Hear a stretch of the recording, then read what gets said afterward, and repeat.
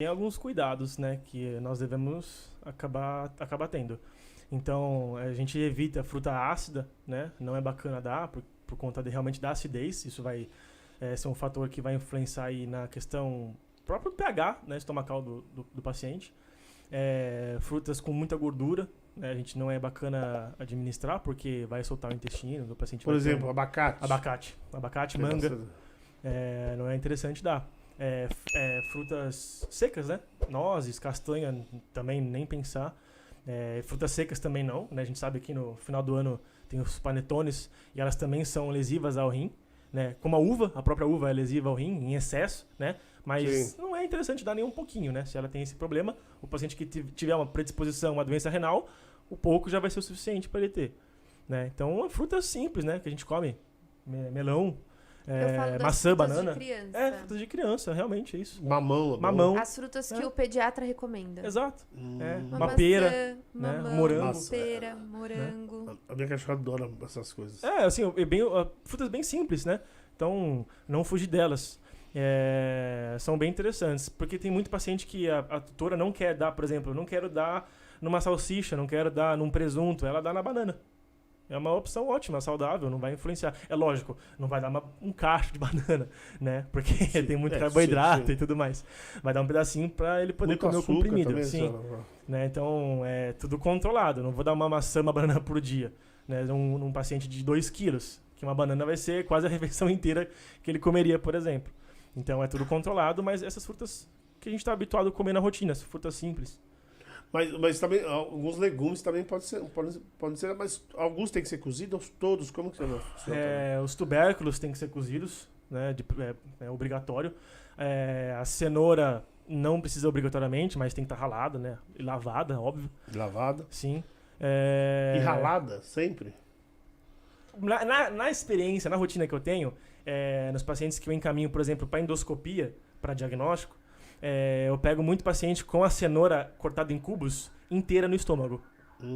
Que demora muito para digerir, né? Porque tem muita fibra, tem muita celulose. Então demora muito para fazer a digestão no paciente. Então ela ralada vai ser mais fácil da digestão. Então eu recomendo ralado, né? Porque tem o paciente que come, por exemplo, alimentação natural, que é arroz, né? Frango, cenoura, balanceada pelo nutrólogo, e vai fazer endoscopia depois de 12 horas, ainda tem cenoura. Caramba. A cenoura em cubos. Então eu oriento a dar ralada. Mas isso também não serve para ralar ou dar um tamanho menor? Também, por exemplo, para pera, para maçã? Também não é importante que seja tamanhos menores, não? Também menores. Apesar que essas frutas. A digestão deve ser mais rápida, mas mesmo assim também elas pode trazer são um pouco problema. mais rápidas, mas tudo que for menor vai ser mais fácil, ainda mais dependendo do tamanho do paciente. E esses pacientes que comem normalmente isso são pacientes pequenos, né? Então tem que ser conforme o tamanho dele, porque tem gente que realmente corta a maçã ou alguma outra fruta ou outro legume muito grande para ele, porque acha que é mole, né? Mas muito dos grãos ou da ração, né, ou do alimento natural, eles não mastigam, eles engolem direto. Então tem que realmente cortar pequeno ou ralar. Não tem uma vantagem também ele mastigar. Eu sei que tem um perigo, né? Eu deixei bem claro. O perigo de um pedaço grande ele, sei lá, parar em algum lugar no caminho, né? Mas também não tem uma boa vantagem para não é uma vantagem para qualquer animal, eu acho, né? Ele poder mastigar os alimentos. Com certeza. Porque a digestão mecânica começa na boca, né? Ela precisa sofrer esse processo de digestão mecânica para chegar no estômago e ter o processo de digestão química facilitado, né? Porque se eu tiver triturado, vai ser muito mais fácil de eu digerir quimicamente do que tiver inteiro. Se eu, por exemplo, comer uma maçã inteira, vai ser muito mais difícil digerir ela do que ela picada. Então, com certeza, tem bastante influência. E fora que a ração, por si só, auxilia, não limpa, a questão também da limpeza dos dentes, né? Sim. Você já entrou na OLX pra ver cachorro? Eles não pra ver cachorro, mas eu já entrei e já vi algumas coisas. É assustador. E outra, o padrão de raça se perde. É um produto. Hoje, Shih Tzu, nossa. Vários Shih Tzus a gente vê e fala, não é Shih Tzu, nunca. Eu já vi na OLX Yorkshire que não era Yorkshire. Cortaram a orelha do cachorro, caramba, sei lá. O próprio Pitbull, se você pegar a linhagem dos Pitbulls... O meu era a linhagem antiga. Aí começa a misturar a linhagem verdadeira de um Pitbull não parece nada com os que a gente vê por aí. É um animal que não é parrudo, troncudo, assim, largo. É um animal magro, que Alto. com um esguio, assim, perna comprida. Padrão de orelha não é em pé, é uma orelha com uma dobra. Lótus, que eles chamam, né? Ela tem uma dobra. Então, já não é esse padrão de orelha cortado, mesmo porque é mutilação.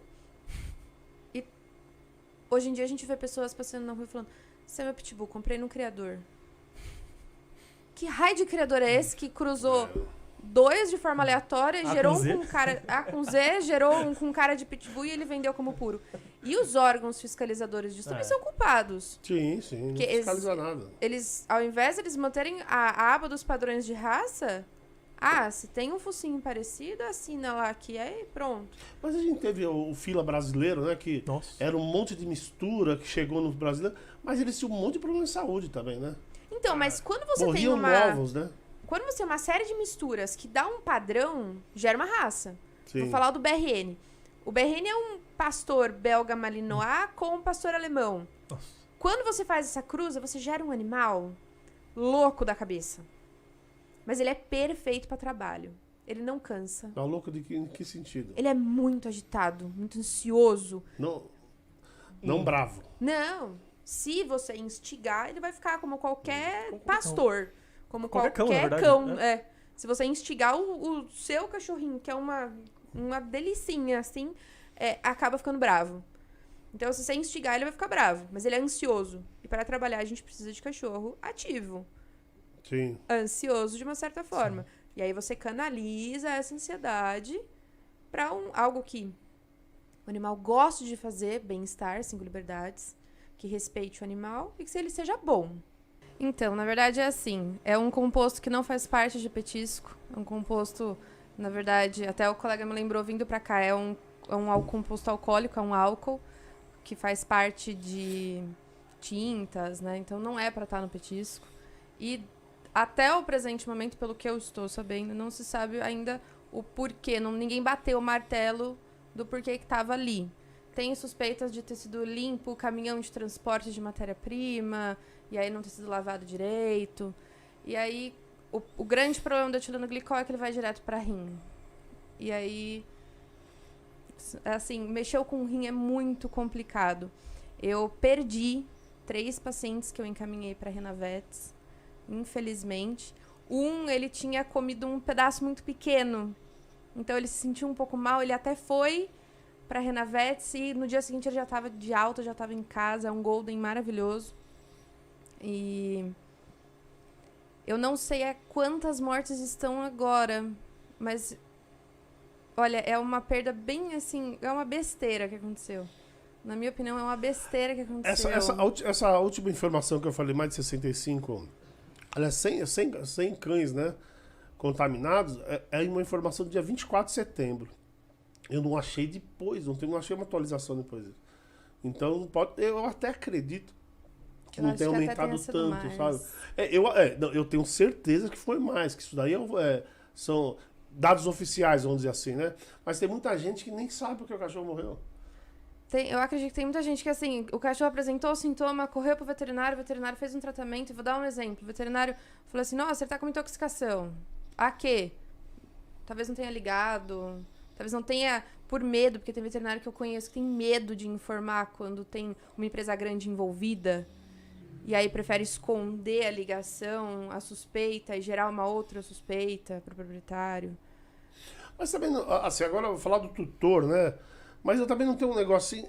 Eu acho que a última coisa que um tutor ia desconfiar era do era petisco. De um petisco. Às vezes um petisco que ele deu a vida inteira do pet, né? E aí o petisco, de repente, teve esse lote ruim e aconteceu o que aconteceu. Sim, é porque os sintomas que eles apresentam são bem comuns com qualquer outro tipo de doença, né? Vai ser salivação, vômito, inquietação. Então, o próprio colega não consegue correlacionar com a intoxicação do petisco. Então, e o tutor também. O tutor não vai nem lembrar que ele deu o petisco e depois disso começou a ter os sintomas. E aí eles tratam, como ela falou, né? Como a Cintia falou, trata como o paliativo, né? Trata os sintomas e depois resolve, ou os mais graves acabam, né, não tendo resposta e vindo a óbito. Mas é muito sintomas muito comuns, né? De outras afecções, Sim, sim. E ainda tem a questão do tutor. É, Que tem muito tutor que esconde. sim. Por vergonha, por medo da gente brigar. E eu aposto que já atendeu alguma Sim. tutora que no final de tudo falou assim, de fato eu fiz tal coisa, mas eu não queria te falar porque... eu sabia que não podia, ou eu fiquei com medo de tomar bronca. Isso é comum. Acontece de monte. Mas deixa eu perguntar um negócio pra vocês, cara. Uma coisa que eu também que eu fiquei curioso é o seguinte: a maioria, você até falou do Golden agora, eu até fiquei surpreso, porque nas minhas pesquisas, a maioria eram cães de porte pequeno, né? Mas isso é por causa da quantidade? Por que geralmente são esses cachorros menores? Eu acho que porque são os pets que têm mais contato direto com o tutor, né? Que tá dentro da casa. Porque os maiores acabam ficando fora, né? Não todos, mas a maioria. A maioria do que eu atendo de grande porte, ele não fica dentro de casa. Esse Golden é o Golden de apartamento. E, ironicamente, ele vive com o York. Uhum. Então, tem um grande e um York pequeno. tá bem. O York, ele não se interessou pelo petisco. Puta, esse é bom. Ele não se interessou Esse é pelo bom. petisco. E o Cheirou Golden, já. ele comeu, assim, como se fosse um pedacinho. Muito pequeno. Então, mas a quantidade interfere? A quantidade, por exemplo, às vezes eu pego um petisco, eu quebro num petisco e dou. Às vezes um pedaço mínimo pode não dar nada pro cachorro, ou também tem a história que depende do organismo de cada cachorro. Não, Ou influencia. A quantidade influencia sim. Porque quanto mais, né, você oferecer, mais o composto vai ter ali na matéria. Então ele vai ter uma taxa maior de intoxicação. Então se ele comer 100 gramas e comer 10 gramas, o que comeu 100 gramas vai ter um efeito muito pior. Mas vamos supor que eu dê 10 gramas para um cachorro do mesmo porte, né? Vamos fazer aqui um pensamento, vamos ilustrar aqui um exemplo. Você tem um cachorro do mesmo porte. Você der 10 para um e 20 para outro. Pode ser que um não... desculpa, 10 para cada um. Pode ser que um não tenha problema nenhum e o outro tenha, pode ser? Pode porque tem a individualidade biológica, né? Então cada paciente tem uma resposta diferente, tanto de fármacos quanto de venenos, né? Então tem sim. Quanto de cerveja você precisa tomar pra você ficar bem feliz? Putz, se eu falar, todo mundo vai brigar. Vai falar que eu tô exagerando, então é melhor não E aí falar. tem aquele colega que ele toma um copinho e ele já tá assim, Lucy in the Sky. Sim, por aí. sim. Mais ou menos por aí. Não, mas porque isso que eu falei que me causou estranheza é que você falou, porque eu também vi nas minhas pesquisas voltando que todos esses cachorros que foram, a maioria dos cachorros, por exemplo, que foram infectados e que contaminados, na verdade, e que foram parar numa clínica veterinária, eles não sobreviveram. Por isso que eu falei que eu fiquei surpreso quando você falou que o Golden, né, até atribui o tamanho, não sei se é isso, né? Pode ser atribuído. Então, conseguiu sair na boa. Mas não tem cura mesmo? Se tiver contaminado, se salva ou não? Ele tem um antídoto, né? Se eu não me engano, são 2 antídotos. Um é o... eu acho que é o Fomepizole, alguma coisa assim, se eu não me engano, né? Que é um dos antídotos para reverter o etileno glicol, pelo que eu andei lendo. E o tratamento sintomático, né? Porque os que respondem, eles têm uma resposta significativa rápida, mas os que são mais graves precisam até de hemodiálise, por conta da lesão renal muito aguda, né? Então, a taxa de sucesso é muito pequena, porque o prognóstico é sempre reservado a ruim. Então, é uma das piores intoxicações que a gente tem. E o que o tutor pode fazer de imediato? Lógico, eu acho que de imediato a melhor coisa é levar numa clínica veterinária. Correr até uma clínica. Mas fora isso, ele não tem nada que ele possa fazer? Corre pra clínica. Só? Corre Sim. pra clínica. Em 7 anos de formado, eu nunca indiquei nenhum tipo de petisco para os meus pacientes. Eu indico algumas coisas mais naturais. Porque sempre vem pergunta, doutor, eu dou esse petisco aqui. Você recomenda ou tem alguma contraindicação? Eu falo, olha, eu não recomendo, mas eu acho que tem coisa melhor. Eu acho que tem no mercado opções mais saudáveis também para fazer, né, mais naturais, que tenham menos conservantes. Porque a tendência é essa, o tutor procurar coisas com menos conservante. O próprio tutor vem com essa ideia já, não é a gente. Ele já vem com isso na cabeça. Olha, eu quero uma ração ou um petisco que tenha menos transgênico ou menos conservante. Porque eles perguntam, eles pedem. Sim, E a gente orienta, né? Mas é muito difícil eu indicar ossinhos e petisco assim. Na minha rotina, pelo menos. Porque o petisco tem um problema sério, né? Se você vai... Aquele que eles chamam, geralmente chama de bifinho. Isso. Aquilo é sódio puro. Também você acaba matando o seu animal aos poucos. Né? Diferente dos contaminados que o animal vai ter uma morte às vezes rápida, né? Você mata aos poucos. Sim. E eu acho que deve ser um dos mais consumidos, aqueles palitinhos também, diz que é horrível. Nossa, os palitinhos de cálcio. Os palitinhos brancos, isso, né? Exatamente. Eles são praticamente compostos por látex. Nossa, péssimo, péssimo. Não apoiamos o uso. Eu até ouvi falar que são restos de osso.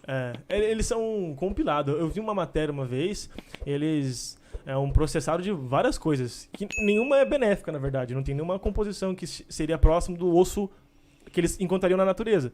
Que esse sim, teria proteínas e aminoácidos. Mas esse daí é só um passatempo mesmo. Mas tem passatempos melhores. Né? Então, mas aí falaram pra mim, por exemplo, aquele ossinho, que é o nozinho nas pontas e tal. Que é o branco. Isso. É a mesma coisa, né? Então, mas falaram que aquilo é um couro, né? Na verdade, aquilo é um couro, mas é um negócio assim, fervido, refervido. Ainda coloca... Eu esqueci o nome do composto que faz pra ele ficar branco. E aí faz o formato e deixa ele duro. Muita química, né?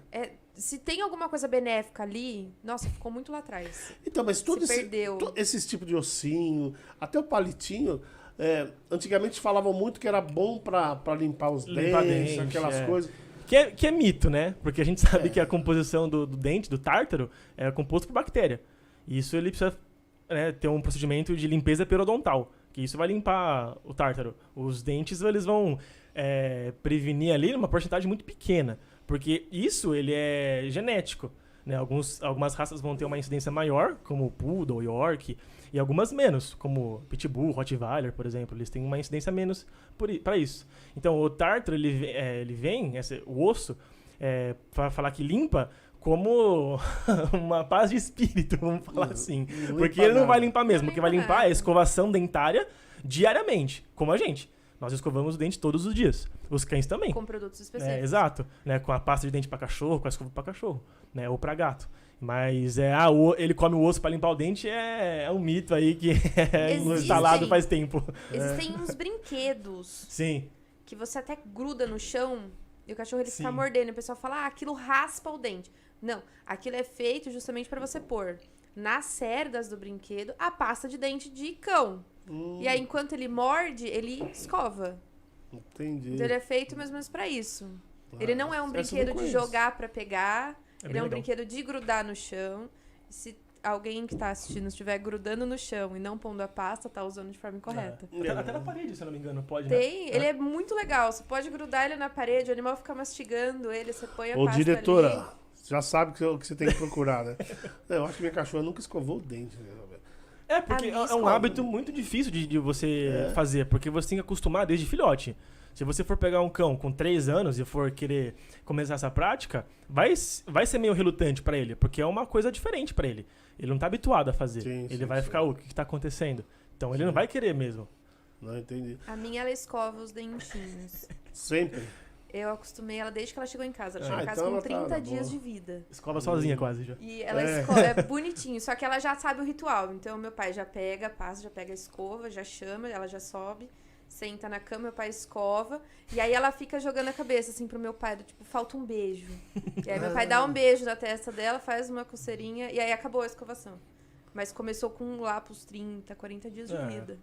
Então, a diretora tá até me lembrando aqui, a Elisa... Ela falou que a nossa aqui, e é verdade, a nossa chegou com 3 anos de vida, né? E ela veio de um canil, ou seja, ela não era socializada, assim, né? Não estava muito acostumada. Apesar que ela faz muitas coisas que parece que ela tá com a gente sempre aqui, né? Ela aprende muito rápido. Então eu acho até que se um dia eu tentar, eu acho que ela... Eu acho que dá certo. Que vai, porque ela é bem tranquila. Apesar que ela não gosta que encosta muito nessa região dela, se ela detesta. Agora, voltando...